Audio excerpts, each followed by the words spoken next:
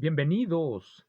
En esta ocasión quiero compartir con ustedes algunos libros que he estado leyendo acerca de qué es la ciencia, cómo hacer ciencia, cómo ha afectado el feminismo a la ciencia. Ese es el estilo de libros. Voy a presentar tres con este tipo de temáticas, cómo hacer ciencia. Ese es el título de uno. ¿Qué es la ciencia? Es el título de otro. Y cómo ha cambiado a la ciencia el feminismo.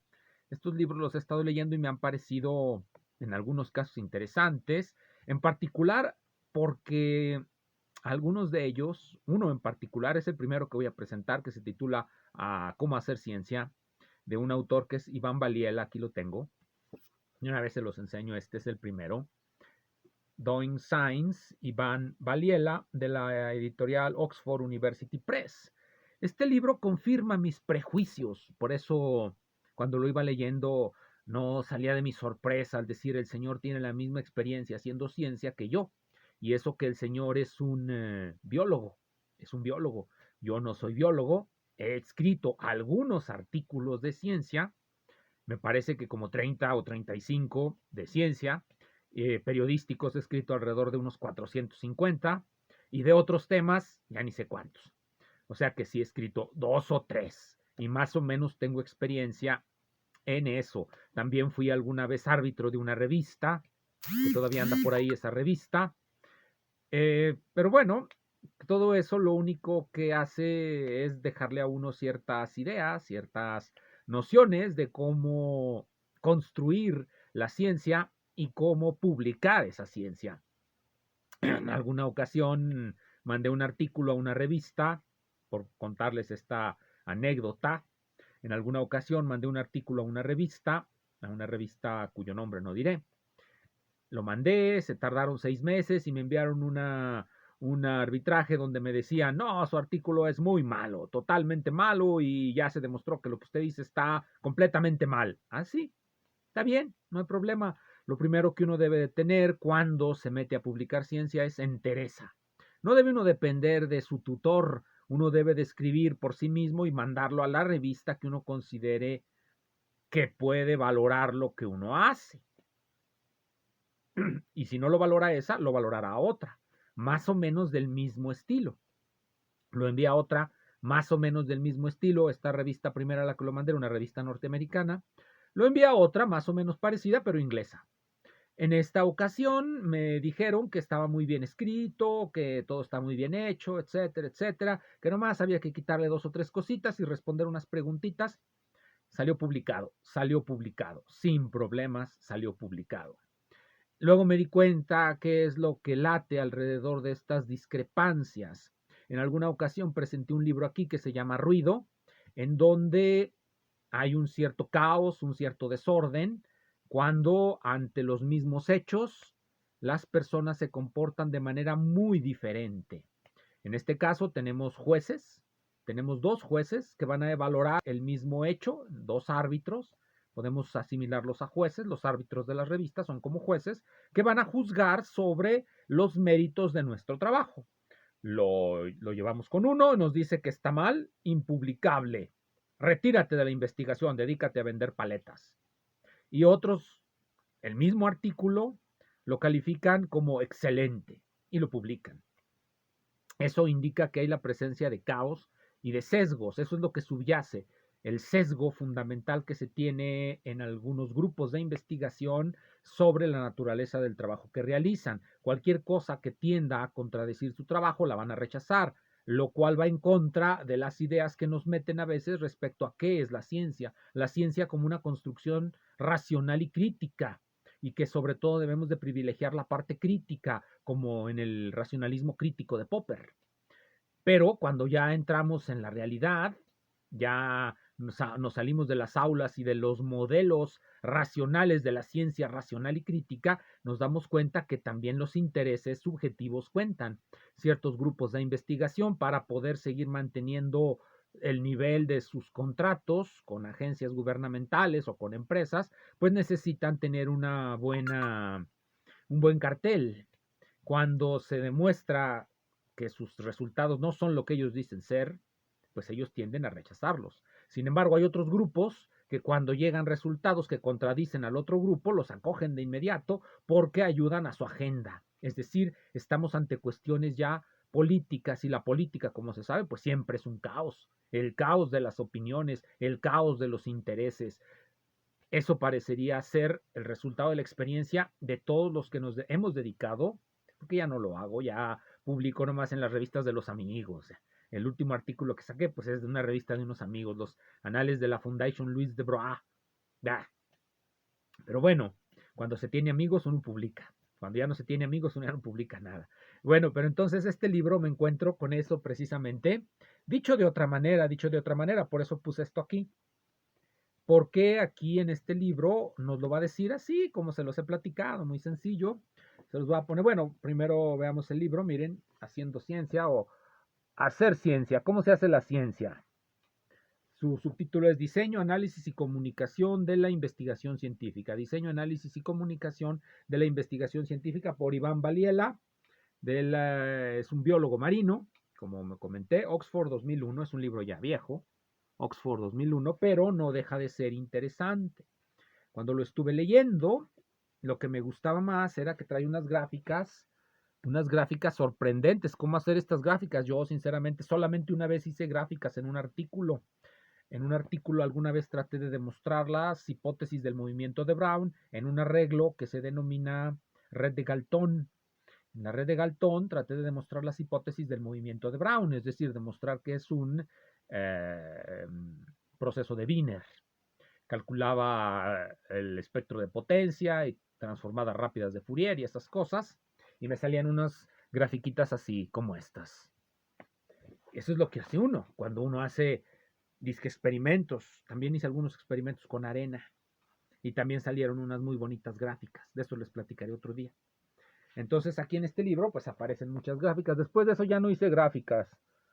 Ya me dediqué a pura matemáticas y los únicos gráficos que aparecían en mis artículos son los gráficos de Hurevich. Los gráficos de Hurevich. Fuera de esos ya no aparecía ningún gráfico. Entonces aquí nos va a enseñar el modelo lineal general. El modelo lineal general nos va a enseñar cómo hacer gráficas, nos va a enseñar en qué consiste todo ese proceso de realmente hacer un experimento. Y luego viene el capítulo 5, que es bueno, estos dibujos no tienen precio, estos dibujos que nos presenta el autor. Me recordó otro libro que un día les presentaré, donde también está profuso de este tipo de ilustraciones.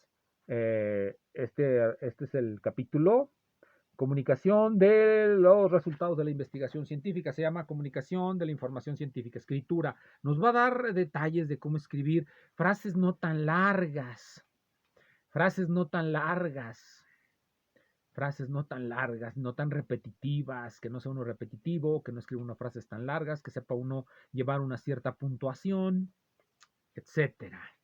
Pero llegamos a la parte que me interesa, la página 138, que es la historia de vida de un artículo científico. 6.2 es el capítulo 6, la comunicación de la investigación científica, el artículo científico, en la parte que se titula La historia de vida de un artículo científico. Aquí está. Es un libro muy bonito. ¿Dónde está? Aquí está. 6.2. La historia de vida de un artículo científico. Este libro está muy bonito, realmente cuando lo compré, lo leí, me pareció fascinante, fascinante. No es un libro de filosofía de la ciencia, es un manual práctico, es un manual práctico. La filosofía de la ciencia, como lo comenté al principio, nos va a decir que la ciencia es racional, que la ciencia es crítica, etcétera, pero la realidad nos dice otra cosa, sobre todo cuando tratamos nosotros de construir conocimiento y que ese conocimiento va en contra de las ideas de algunas sectas, porque de eso estamos llenos, de sectas. Las sectas son por definición irracionales y sobre todo acríticas, aunque se vistan de otra cosa. ¿Qué es lo que nos dice aquí? Una vez que hemos escrito el artículo, pues hay que publicarlo. El siguiente paso, dice aquí, es enviarlo a su publicación, y el vehículo para esa publicación es una revista profesional que debemos de escoger de entre una amplia variedad de artículos. Lo primero que nos va a decir es, para no tener problemas, olvídense de los manuales de la APA, Olvídense de esos manuales. La regla fundamental es: quiero publicar en la revista X, agarro la revista X y veo cuáles son sus normas de publicación. ¿Y cómo me descubro eso? Muy fácilmente, leo un artículo, veo cómo hacen las citas y lo imito. Hago o sigo el formato que viene dado en la revista, y esa es la manera más rápida de hacerlo. Olvídense de la APA y de todo eso. Vean cómo se escribe el artículo y no van a fallar, así le hice yo. Primero sí, le recomiendan a uno los que no saben, porque hay mucha gente que no sabe, nunca publicó un artículo, pero da conferencias y cursos sobre cómo publicar artículos y se las pagan. Agarren la revista y de la revista tomen, véanla, así como ven el libro, vean el formato y sigan el formato y saldrá. Y eso es precisamente lo que les va a decir aquí este señor. Esto es lo que les va a decir este señor, les va a decir, eso es lo que les va a decir. Las diferencias en formato, estilo y política entre las revistas significa que la manera más eficiente de seleccionar la revista es verla y seguir las reglas que tiene ahí. Eso es lo que nos dice. Por eso lo separé, porque pues refleja la experiencia que uno ha tenido en esto. Entonces, incluso lo dice aquí: todas las revistas incluyen una página o dos de instrucciones para los autores que aparecen al menos una vez al año. En estas páginas están las reglas editoriales que se espera que los autores sigan. Pueden parecer arbitrarias, incluso caprichosas, pero hay muy poca alternativa a esto. Es decir, esas reglas nos pueden parecer caprichosas, así lo dice él, y eso es lo que uno espera encontrar. Bueno, se los recomiendo, hacer ciencia. Se los recomiendo precisamente porque no es un libro fantasioso de filosofía de la ciencia, sino que son consejos prácticos para que quienes quieren publicar un artículo. Y yo les añado lo que les comenté hace un momento. A veces también uno debe de tener claro la existencia de grupos y sectas que dominan ciertas revistas. ¿Cómo se da uno cuenta de ello? Hay que ver el consejo editorial de las revistas. Uno lo ve y inmediatamente uno se da cuenta quiénes publican mucho en esa misma publicación, esa revista. Ya sabe uno qué es lo que uno debe de escribir para satisfacer a quienes van a arbitrar eso, incluso a quien hay que citar. Porque bueno, no es un secreto que en las revistas las citas se compran, se venden y se intercambian. Se intercambian. Bueno, agarré otro libro que me encontré por aquí. ¿Qué es la ciencia y cómo trabaja? De un autor, Gregory Derry. Gregory Derry. ¿Qué es la ciencia y cómo trabaja? Esta es una introducción para gente que no está graduada. Incluso se puede concebir como para cursos de nivel licenciatura, para cursos de nivel más bajo, preparatoria, porque el nivel del libro pues es más bien a nivel motivacional. Va a ponernos muchos ejemplos, nos va a hablar en detalle de lo que él concibe como la manera de hacer ciencia, no como publicar en una revista, cómo se supone, cómo nos han platicado, cómo nos han dicho que se hace la ciencia, cómo se hace la ciencia, buscando discrepancias. El problema es que si uno se pone a buscar, eso nos lo dice aquí, en este capítulo, así viene, miren, discrepancias. Las discrepancias como un acicate para el descubrimiento. Ciertamente las discrepancias, pero aquí es donde González Maestro nos ayuda mucho. Cuando tenemos una idea nueva, no la se va a aceptar así como así. Como comenté, existen sectas, existen grupos que están en contra de que se les contradiga, no son críticos. Desde el momento mismo en que los nombro sectas, ya me refiero a ellos como irracionales, como acríticos. A lo mejor cuando construyeron su doctrina fueron racionales y en algún momento promovieron la crítica, porque la crítica nos sirve para ir destronando a quienes se dice que han llegado a la verdad. Pero el problema es que quienes dicen que ya llegaron a la verdad, venden esa idea y obtienen becas, contratos, lo que sea. Si pierden ese prestigio, pues obviamente se pierde todo lo otro, el dinero. Bien, entonces aquí nos va a platicar lo que él considera que es la ciencia. Una cosa muy, por ejemplo, nos habla del barómetro. el barómetro, nos habla, por ejemplo, también de Neptuno, del descubrimiento de Neptuno, etcétera, todo ese tipo de cosas. Eh, y por sí, pues sí, es un buen libro de texto, así como que para preparatorias, como para primarias. No hay matemáticas o no hay muchas matemáticas. Sí trae un modelo de tráfico para ilustrar cómo se construyen los modelos, pero no requiere más allá de sumas, restas y multiplicaciones, lo cual es mucho decir. Uno a veces cuando llega al salón de clases pregunta a los estudiantes, ¿sabes multiplicar? ¿Sabes dividir? ¿Sabes las 4 operaciones aritméticas básicas? Suma, resta, multiplicación y división, esas 4. ¿Conoces lo que es la radicación, lo que es la potenciación? Cosas por el estilo, y todo el mundo dice que sí. Sumar parece muy sencillo, pero acuérdense, se pueden sumar números enteros, se pueden sumar números partidos, se pueden sumar números reales.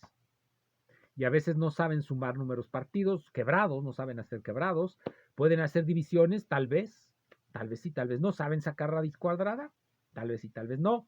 Esas son las operaciones básicas. ¿Saben representar los números? ¿Saben lo que es una base numérica?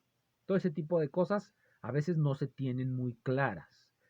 Y eso es lo que hace difícil presentar incluso modelos que nada más requieran de estas operaciones y un poco de álgebra. Un poco de álgebra. Cómo representar de manera indeterminada una cosa. Una cosa. Bien, vamos al último libro. Quizá el mejor de esta secuencia. ¿Por qué el mejor? Porque cuando lo leí, pues realmente me gustó la aproximación, aunque esté en completo desacuerdo con el punto de partida.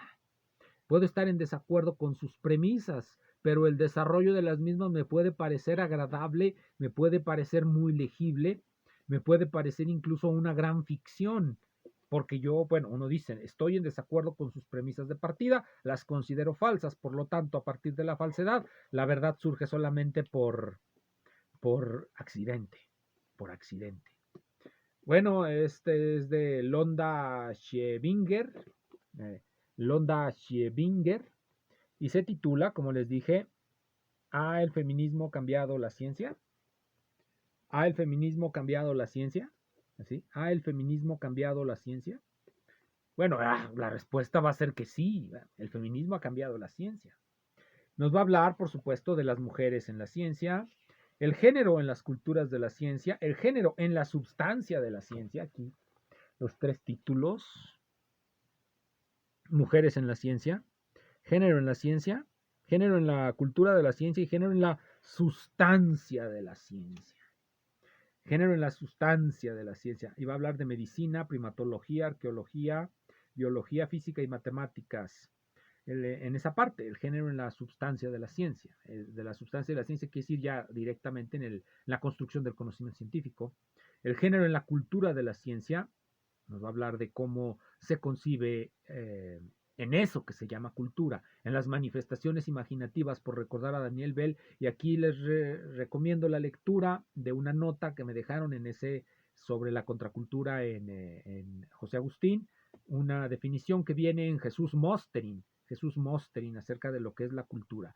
Yo utilizo la de Daniel Bell, no saco la de Gustavo Bueno, pero bueno, recuerdo la de Daniel Bell y aquí están utilizando precisamente esa en este libro. A Daniel Bell, cuando hablan del género en la cultura de la ciencia, se refieren al género en las manifestaciones subjetivas de la ciencia.